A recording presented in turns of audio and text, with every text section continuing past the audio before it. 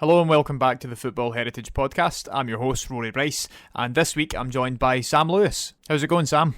Oh, I'm very good, Rory. Thanks for having me. Not at all. We've got a great story to tell you guys this week. It's quite an interesting one from the perspectives of heritage and representation, but it's also interesting for the decisions that were taken on the lead up to it. We're going to be discussing the first Matildas team and the recognition of the very first women's team who represented Australia at an international competition. It's something that Samantha wrote about quite recently. So there's a lot of things for us to discuss here, and of course we're going to tell their story as well. But just before we kick things off properly, Samantha, why don't you tell our listeners a little bit about yourself? Gosh, a little bit about me. So my name is Sam. I currently work for Australia's public broadcaster, the ABC.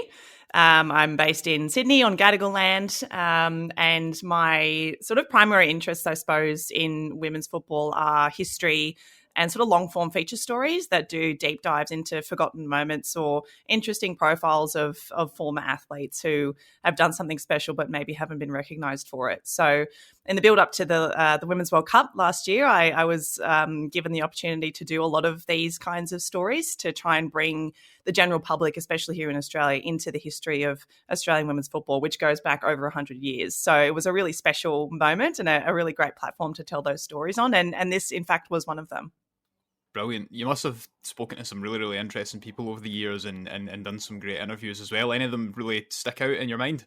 Yeah, there are a couple that really stand out to me, which have been super valuable, I suppose, in putting together this bigger patchwork of women's football in Australia. One of my favourite stories was a long profile of a woman named Angela Iannotta, who was a Matilda back in the 90s, and she scored Australia's first ever goal at a World Cup, men's or women's.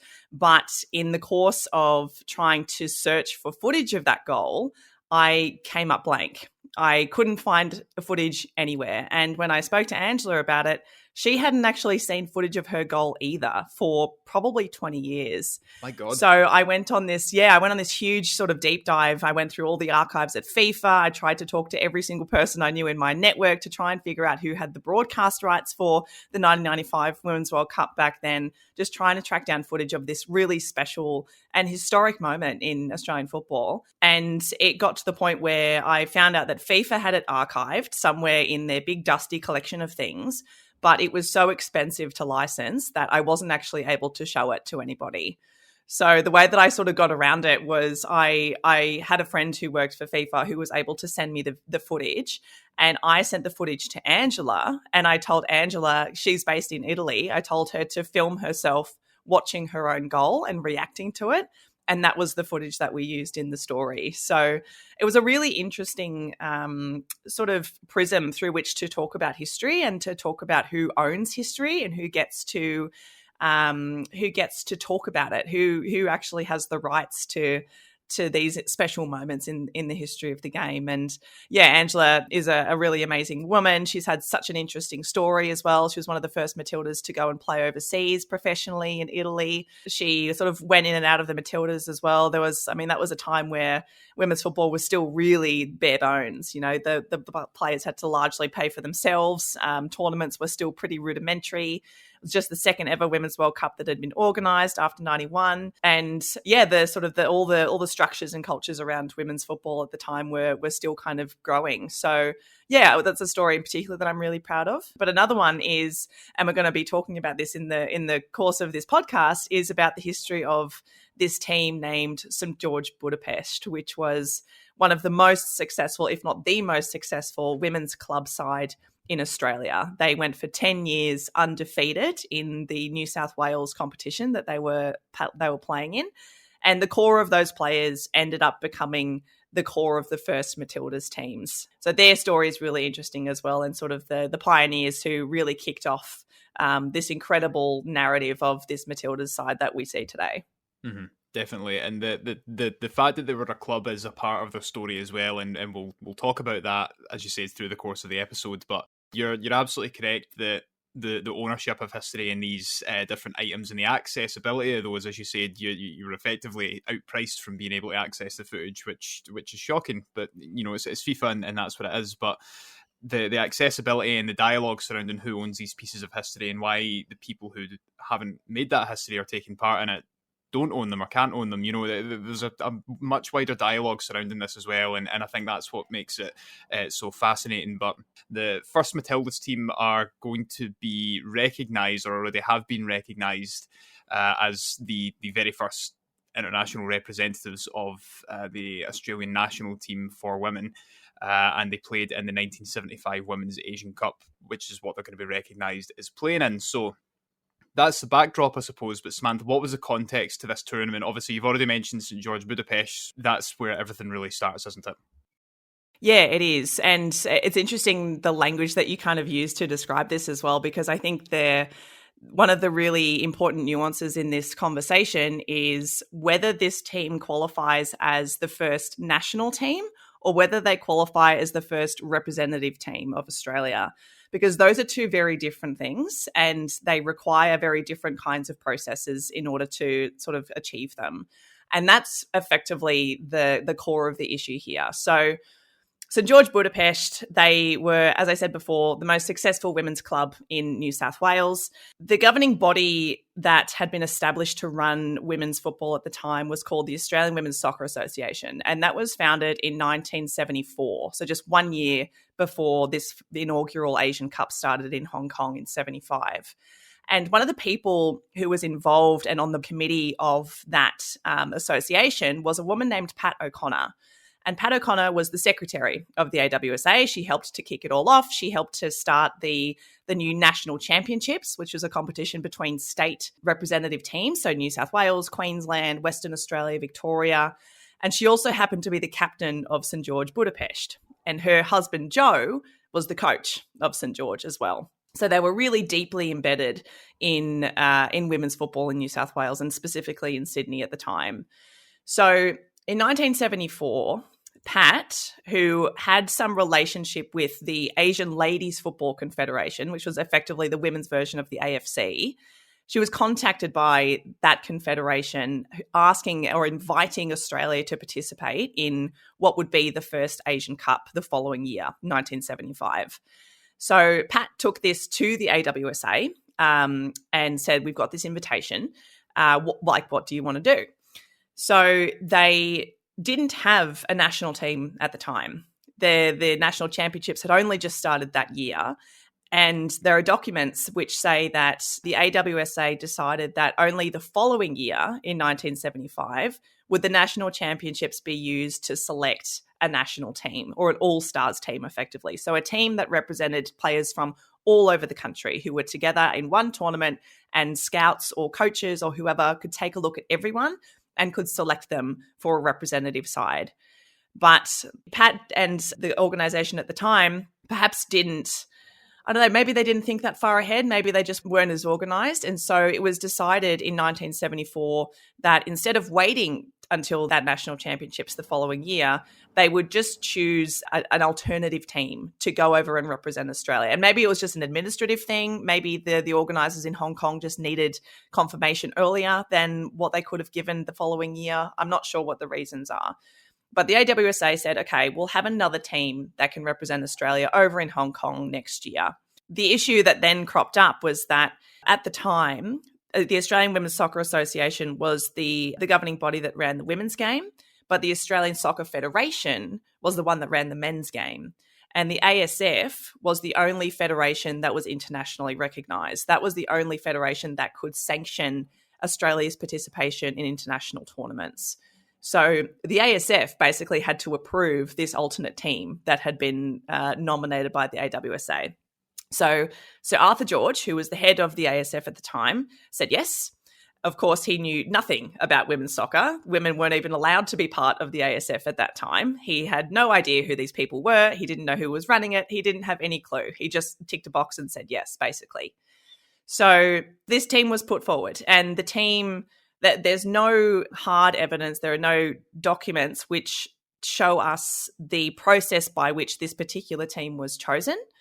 But what we do know is that all but two of the team that went across to Hong Kong the following year were from St George. They were basically the St George team plus two extra players from another club nearby. So Pat O'Connor, having a foot in both camps, it made sense, right? Like she maybe would have wanted her team to be the one to go across because they were so successful and, they had all these great players and blah, blah, blah. So it kind of like the logic of that makes sense. So next year, the 1975 comes around. The AWSA run their second national championship competition, which is won by Western Australia. So in 1974, it was won by New South Wales, which didn't have very many St George players in it at the time, that team. And then WA won it the following year. And that was only a couple months before the Asian Cup took place in August of 75. But the issue is that even though there was that sort of length of time where some players from the national championships could have been chosen, none of them knew anything about it. None of them were asked. None of them were told that this thing was going on. I think because the team had already been picked prior to that national championships. And so there was sort of no point in advertising it. So August comes around, they jet off to Hong Kong, having to raise all their own funds, fund all their own travel, all that kind of stuff. The organisers in Hong Kong helped them, of course, with accommodation, things like that. So they go over, they participate in this amazing tournament with a couple of other different nations, including New Zealand, Malaysia, I think maybe Thailand was there. I can't quite remember the others. They finished third, which is terrific. They score a bunch of goals, which are incredibly important and historic in the history of our game. Then they come back, they come home, and then life sort of just goes on. So several decades pass, and in the build up to the Women's World Cup last year, as more and more people started to pay attention to the Matildas and the current team started to become more popular, women's soccer in Australia starts to blossom, more funding is put into the game, there's more interest, there's more media coverage. Slowly, a couple of the players who participated in that Asian Cup side start to go to the media and asking this question, well, why aren't I recognised for this? What makes the thing that we did different from the current team at that time, which is recognised as the first Matildas team in 1978, which was a team that was selected from the national championships and went to Taiwan for a World Invitational tournament. So what makes us different from them? Because we went to an international tournament, we were representing Australia, we wore Australian colours, we borrowed gear from the Socceroos, the men's team, we played against other national teams that were there. There are a couple of sort of big reasons that they were able to use and in an effective argument as to why they shouldn't be recognised. So Football Australia, which is now the overarching governing body of the game here in men's and women's, in 2022, they convened a panel of historians to try and actually figure out whether this 1975 team deserves to be recognised as the first Matildas. That panel of historians contained a number of different people who for a long time had been involved in the history of the game here, including a long-time statistician and historian named Andrew Howe, who was the co-author of the Encyclopedia of the Matildas. So this is like the stats guy. He has access to all the numbers, all the information, all the dates, all the caps, all the goals. He is just like an incredible encyclopedia in his own brain. So he had this sort of definitive piece of work that he had put together over many, many, many years. So he was on this. So this is the caliber of this panel, right, that was put together. That's my point. And that panel concluded that this 1975 team did not deserve to be recognised as the first Matildas because they were a club team. They were a club team that didn't actually go through a selection process. They represented Australia overseas, but they weren't an Australian national team. And so that was announced. And for a lot of folks who are sort of part of this conversation, the issue seemed to be kind of put to bed. Like that was a pretty definitive answer. The board of Football Australia endorsed it. It came from authoritative figures and it made sense. The reasons for it made sense. It was a club side. But now the whole conversation has reopened because Football Australia in the last month have decided to recognise this 75 team as the first Matildas after undertaking their own separate review process, which nobody knew about. In particular, the old panel of historians. None of them were consulted. None of them were notified that this review was taking place.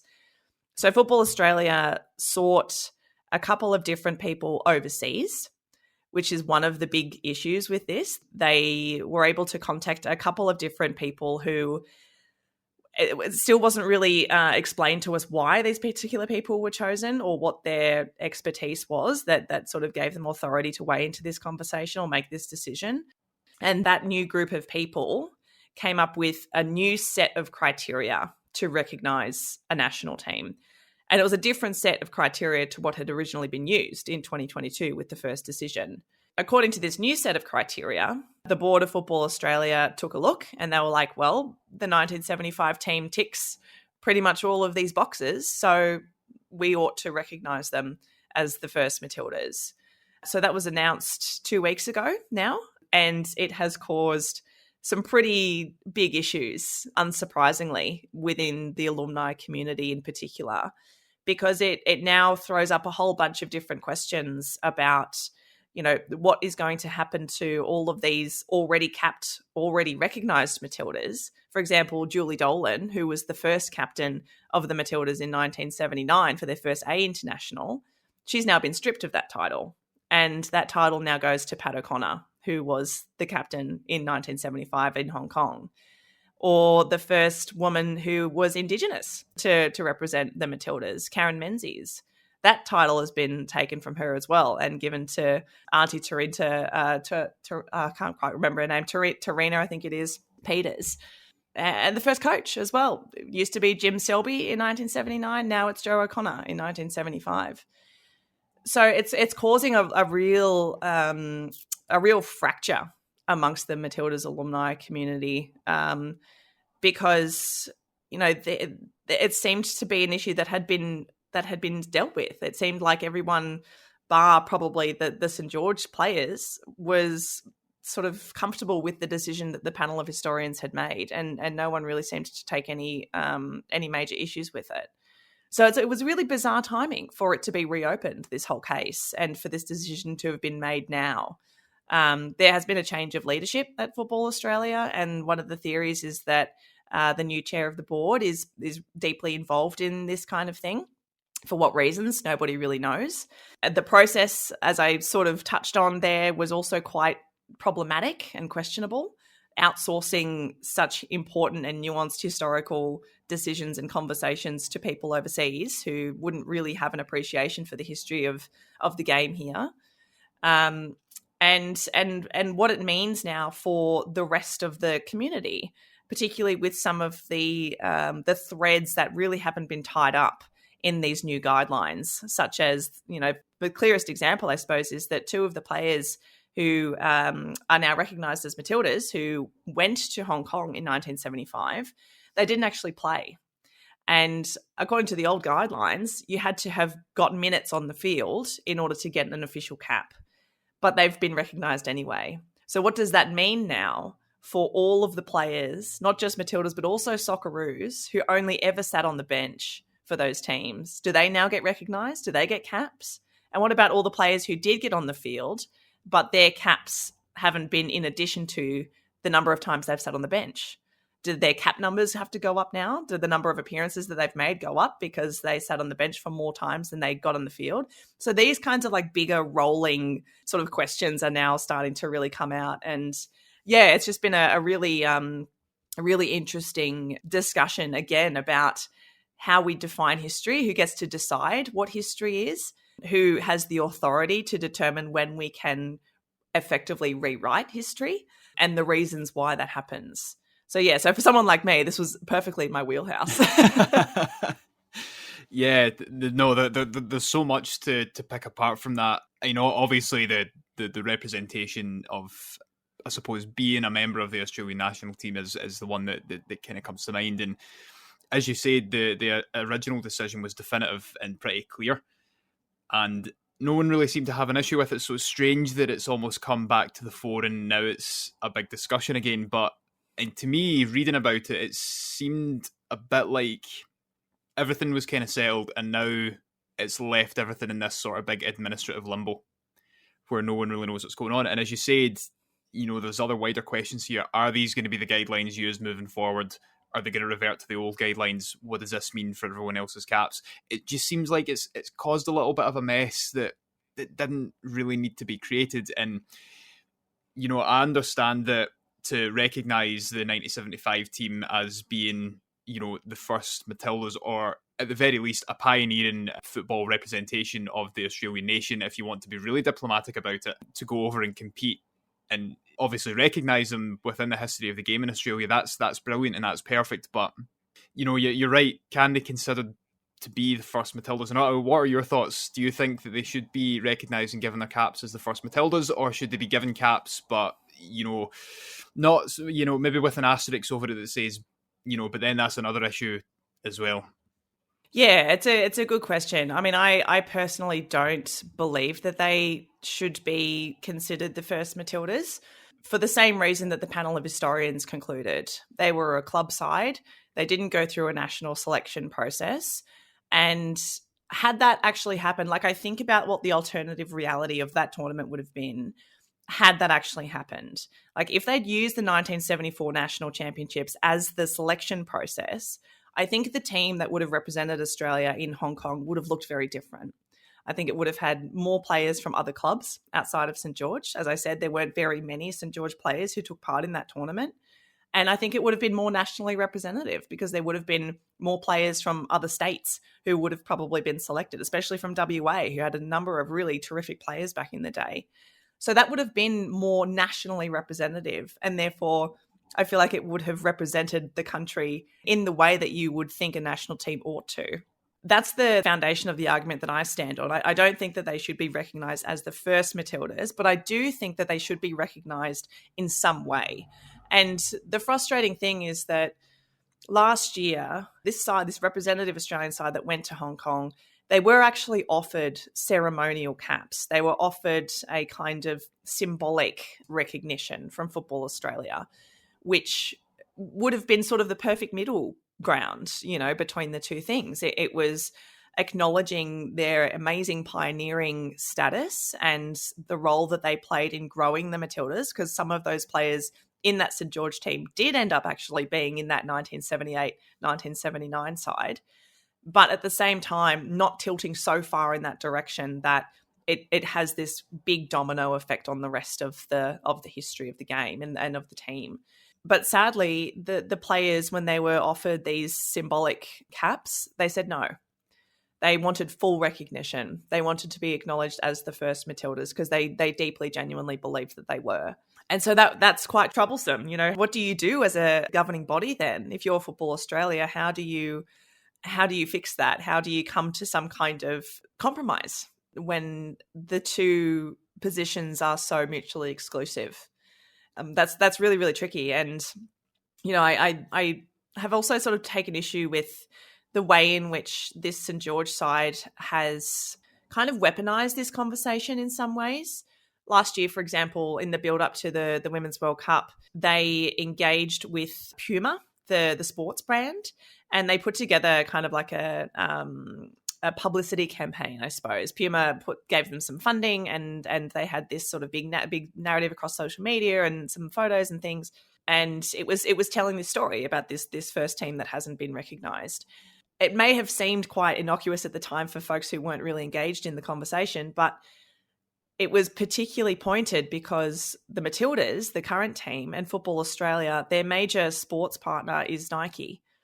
So to see a past team claiming to be the first Matildas to do this sort of ambush marketing campaign by partnering with another sports brand, which is a rival to the one that is currently engaged by the governing body, was pretty passive aggressive, you got to say. Like, there are classier ways of being able to do that, you know what I mean? And so, yeah, and there've been a couple of reports that have come out over the past 2 weeks that when some of the more solidified Matildas alumni have spoken out about this issue, for example, Julie Dolan, again, the first captain, she had some of her family members harassed by some of the supporters of the 1975 side.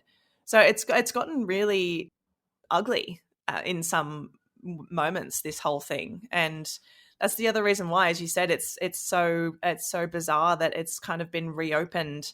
The Pandora's box has been reopened for reasons that people don't really know. Like, I don't think we're ever really going to know what has inspired this. What was the prompt to get this review done and this decision reversed? because I think as much as Football Australia perhaps want to claim that it's to bring the game together and it's meant to recognize forgotten women and all those really nice things, the actual reality of the after effects of this, I think, has been the complete opposite. It has divided the community more than most things have in the past couple of years. So yeah, no, I think ugly is the right word to use. As you mentioned there, it's opened up all of these things. I think the process of getting a sort of independent panel from overseas was problematic in the first instance, but it's then went and created so many more problems. It's just caused so many more issues with the administration of the game.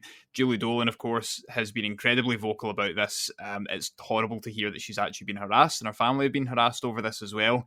And as I kind of alluded to earlier on, it's this type of thing where a lot of the football associations are recognising who their first women pioneers were. Obviously, Scotland, as I mentioned, has done that recently. Our history with the women's game has been a bit different. We had a 50-year-long ban on women's football.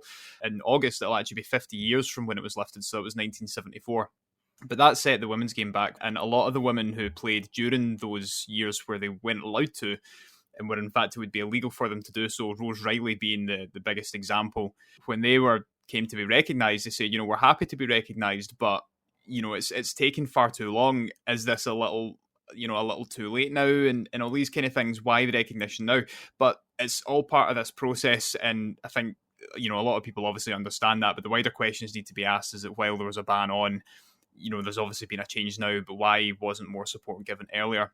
But now there's a lot of associations that are looking to do the same thing, which is brilliant, and it's shining a light on these histories that a lot of people might not know about, but there still needs to be an official and a proper process around how you do it, because as this situation shows, it can get really messy really, really quickly, and you're probably going to end up pissing off a lot more people who have already been given their first official caps. I mean, it's such a shame that a lot of these people who were part of the 1978 team are no longer considered to be the first Matildas. I mean, that must be horrible for a lot of people to deal with who have had that title for so long.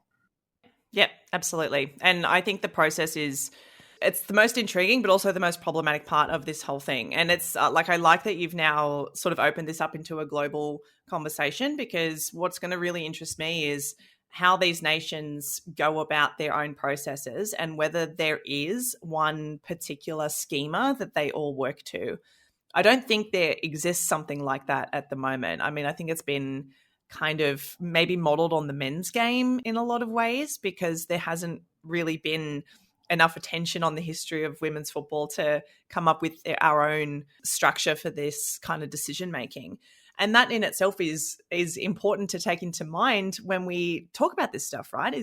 Back in 1974, that was the first year that women's football in Australia had a governing body. And it was basically just like a group of, 4 or 5 people who decided they wanted to be a little bit more organized. Like, it wasn't like a governing body that we know them to be today.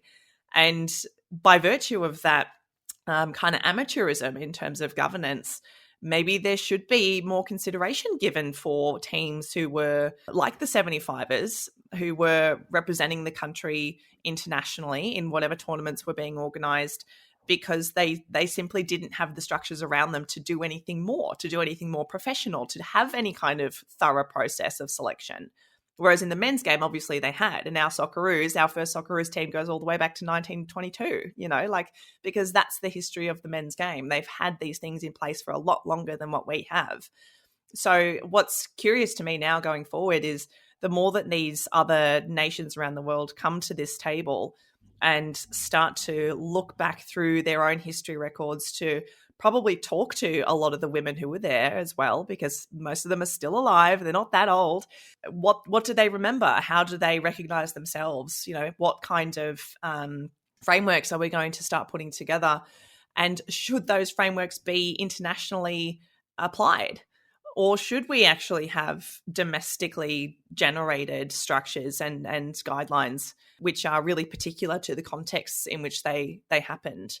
I don't know where I sit on that argument just yet, but I think someone needs to figure it out, so that what we've had this week or these past 2 weeks in Australia doesn't happen again, because it's not helpful, especially when it's a top-down decision from a group of people who, let's be honest, as much as women's football is flourishing, their priorities are still probably geared towards the men. They largely don't have a history in women's football. They don't really understand the nuances of the culture or the community.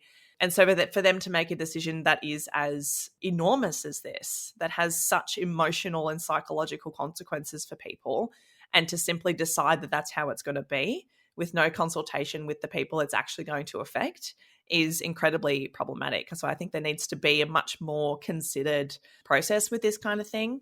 And, I mentioned before that the Football Australia sort of outsourced this decision to a couple of people overseas.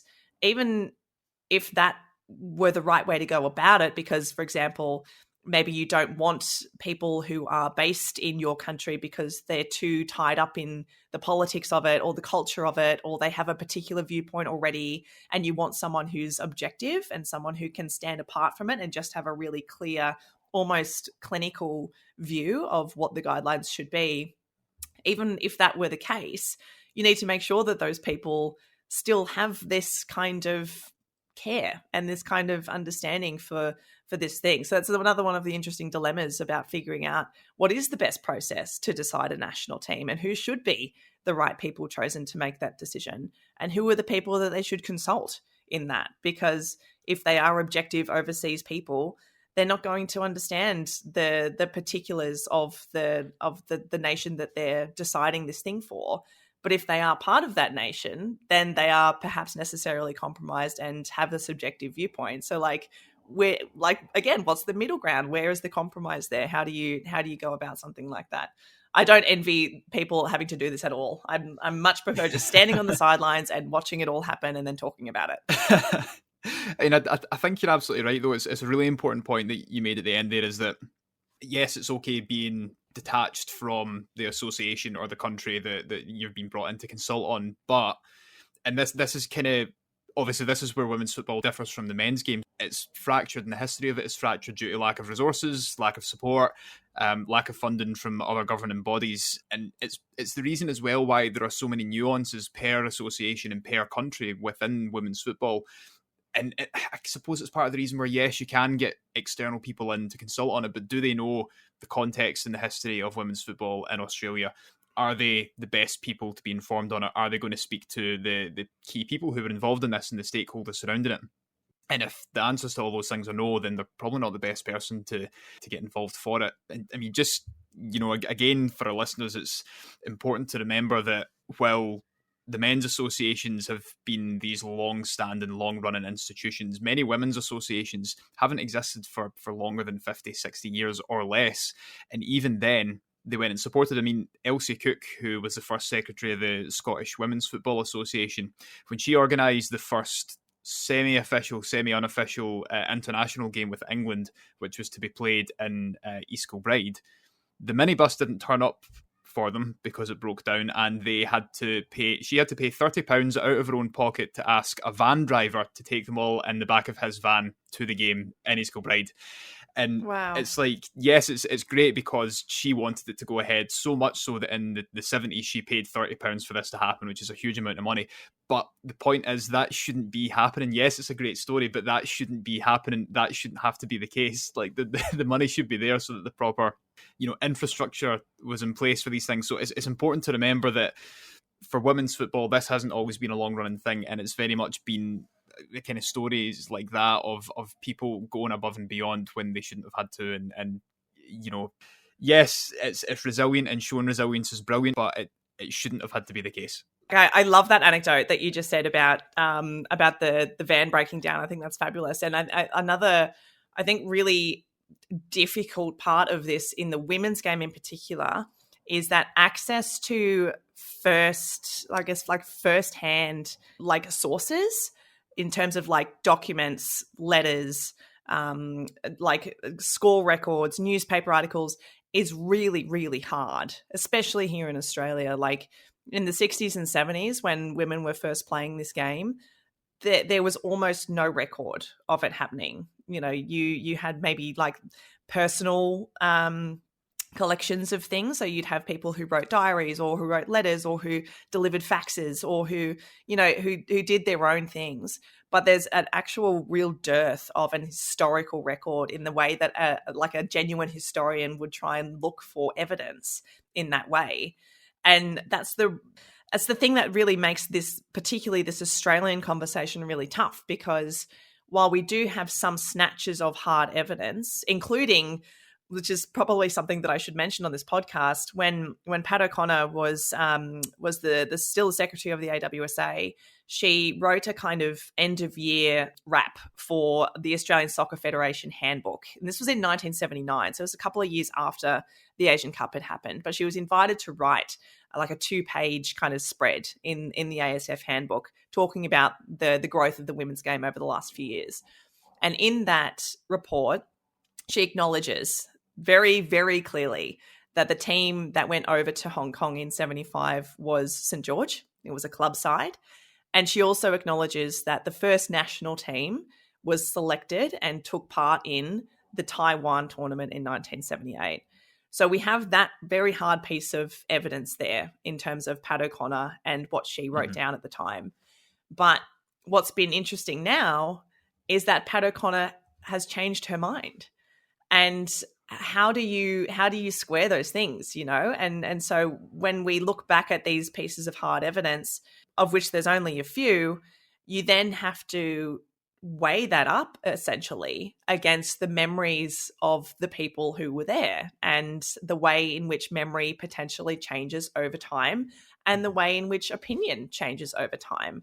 So that's the really difficult thing about this particular conversation about the 1975 is that because there's such little hard evidence available in terms of documentation and official records, you really have to rely on the memories of people. And as we know, memory is incredibly unreliable. It's very open to being warped by your own personal politics or your own opinions or your own desires.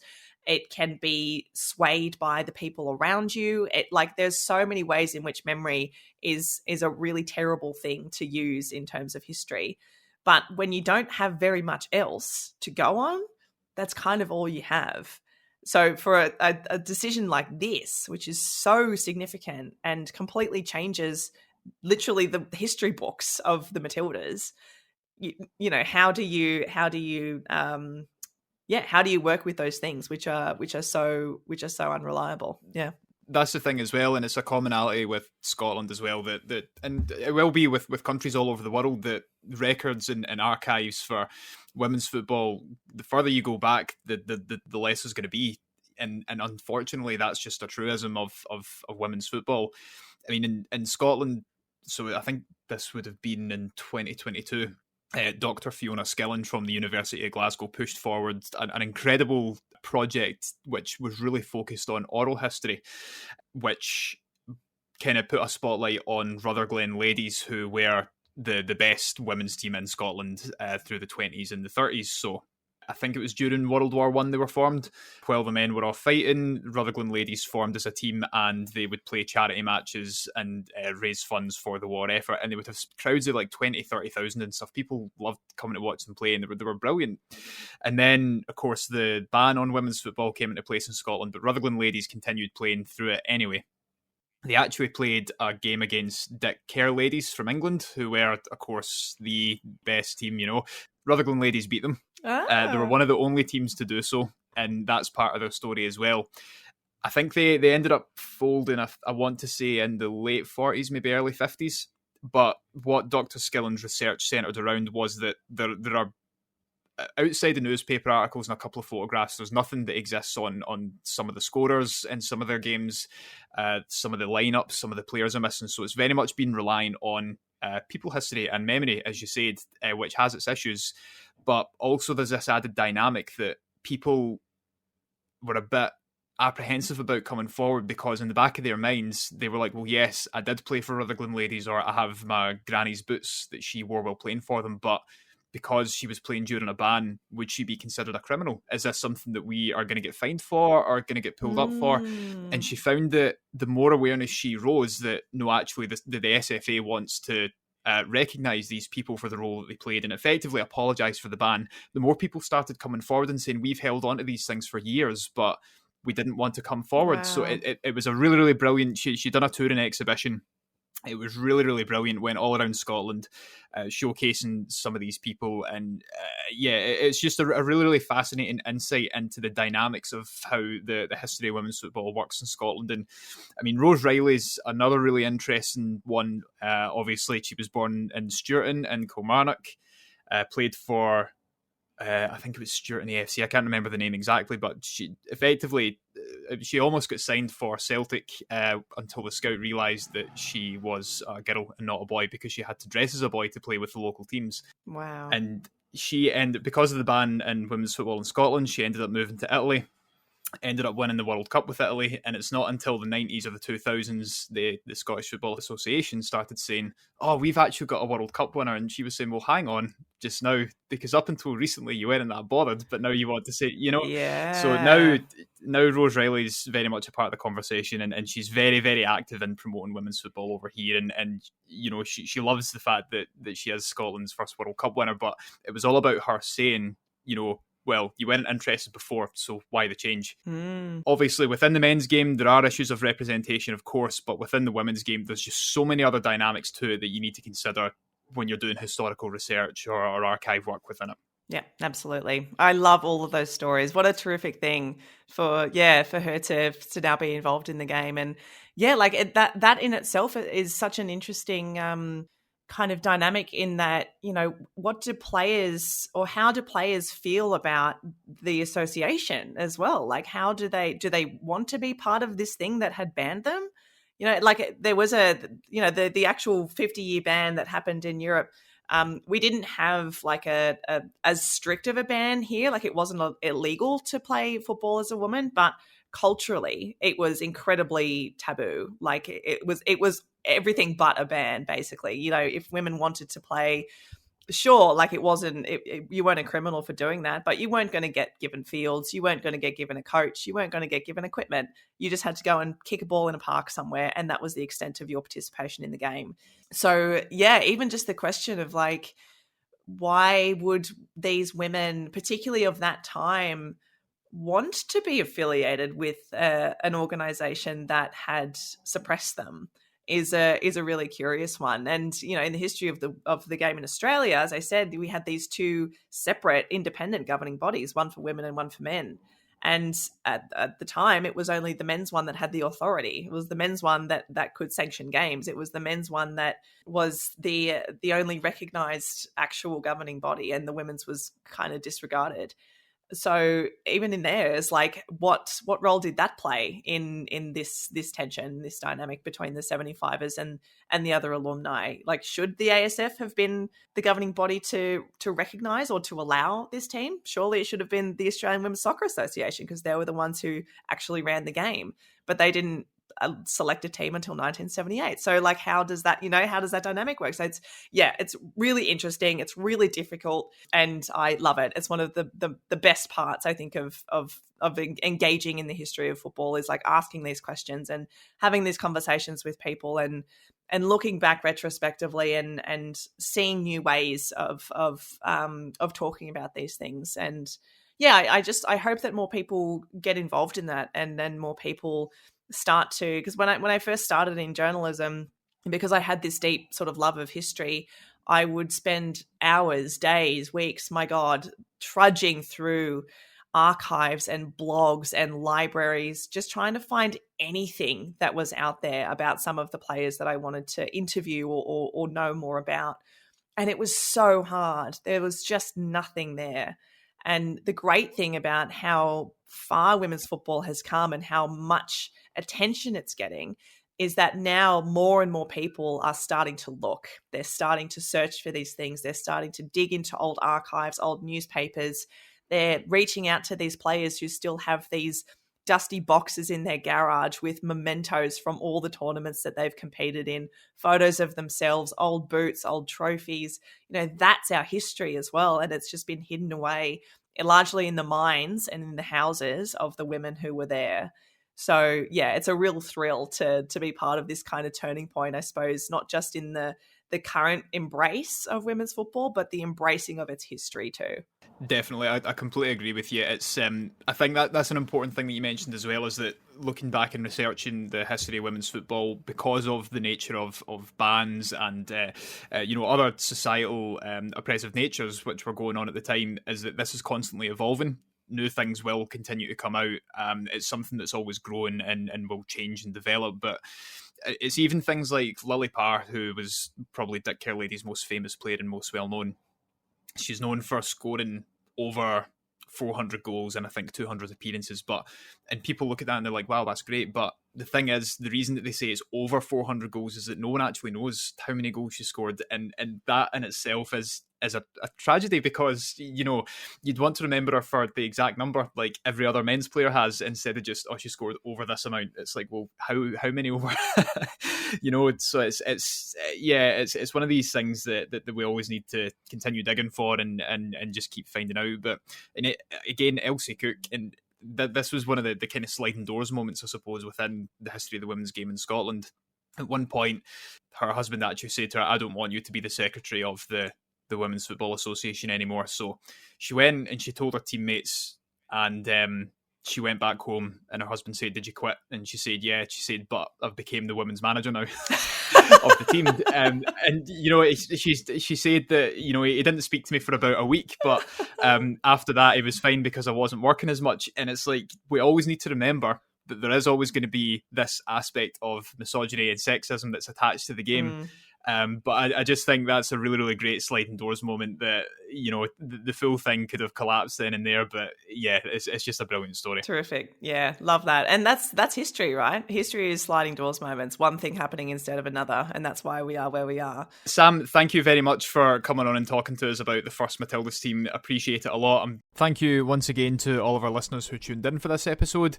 If there's a topic that you would like us to cover that revolves around football history and heritage, identity, culture, community, place, or any of the themes that we've touched on today or in other episodes, then please do get in touch. You can DM us on X, that's @_footyheritage, or you can email us at hello@footballheritage.co.uk.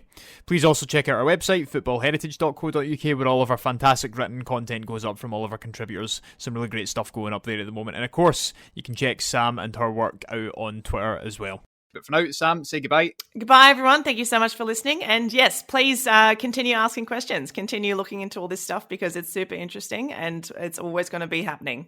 Yeah, I think that's the perfect sentiment to leave this episode on. Really important to what we've just spoken about. But for now, it's a goodbye from me as well. We'll see you all again next week. Goodbye.